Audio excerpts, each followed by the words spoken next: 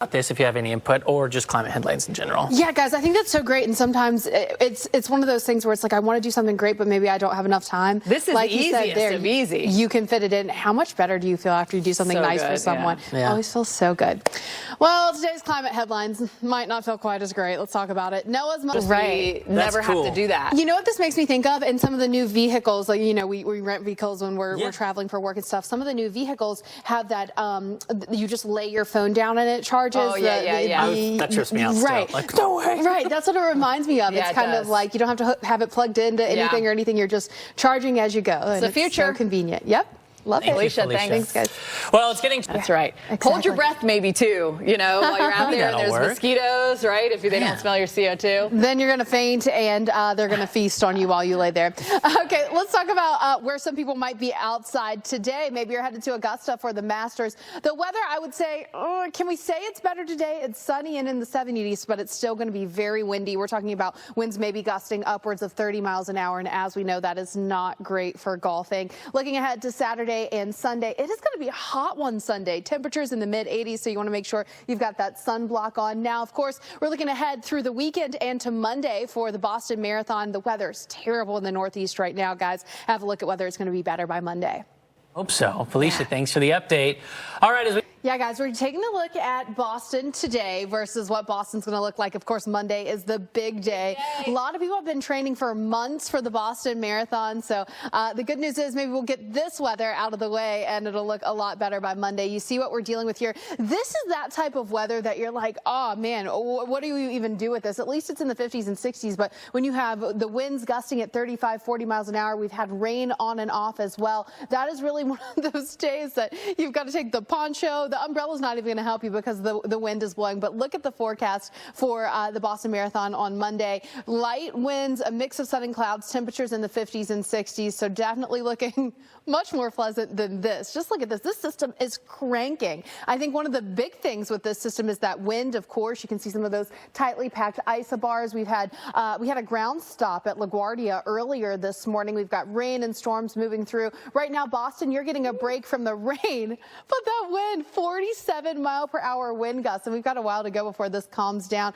Rain and wind in Albany as well. We've got those winds gusting up to nearly 40 miles per hour in Portland. And then as we look back toward the lakes, we've got gusty winds back here too. Buffalo, 45 miles per hour. It's a rainy day in Cleveland. You've got those wind gusts at 30 miles an hour. Just a dreary day. So if you can stay home on your Friday, probably a good bet. The rain that's still to come, a broad brush forecast here of up to about an inch, but some locally higher amounts certainly possible. Watch what happens for us as we move through the weekend. So we still have some rain sticking around for our later part of Friday. For Pittsburgh, I know that's the last thing you want to hear in Pittsburgh is that you've got more rain hanging around, but it does begin to clear up overnight tonight for cities like Columbus and Pittsburgh. Still a little bit of the interior there in the Northeast, some snow in the higher elevations and some rain. Guys, this system is cranking. As somebody who's run marathons, when you're running into the wind, it literally feels like you're running uphill. Yeah. Like literally feels like you're running uphill. So that's nice. That it's I'm not glad as that it'll windy. be, Right. Felicia, thank you.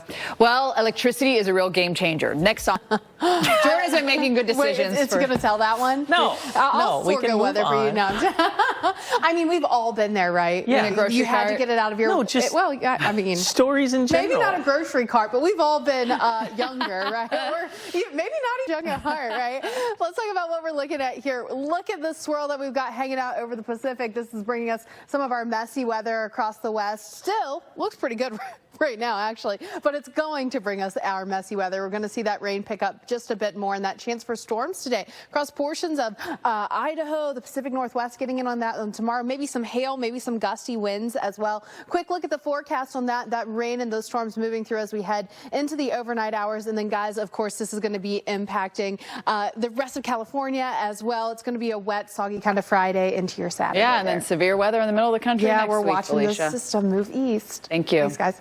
Well, here's a look. To have a look at the warmth that is headed our way. It's going to feel like the Maldives, at least. Well, I mean, I wouldn't go there. I think maybe temporarily, but I don't think we can offer quite the Maldives experience. But you know what? We're warming up. We're getting close. Let's talk about it.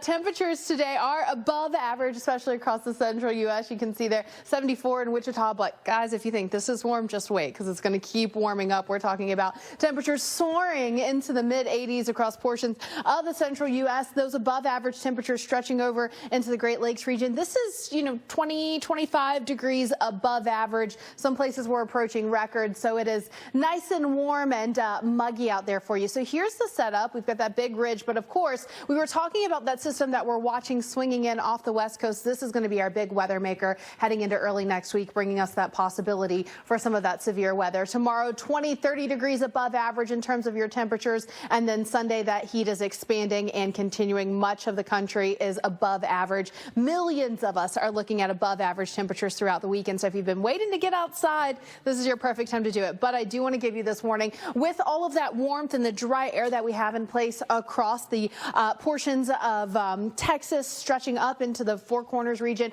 fire potential is high. Elevated fire potential for cities like Garden City, Guyman, down through Roswell. This could get bad as we head into Monday. If any fires get going, they're going to spread very quickly because it's really dry and it's going to be really windy. So you have a couple different things coming together, guys, with the heat, with the wind, that could be problematic. We've already seen it for portions of this it feels region. like fire season is year-round anymore. Been that way in the Panhandle this year, it seems like. Yeah. Thanks, Felicia.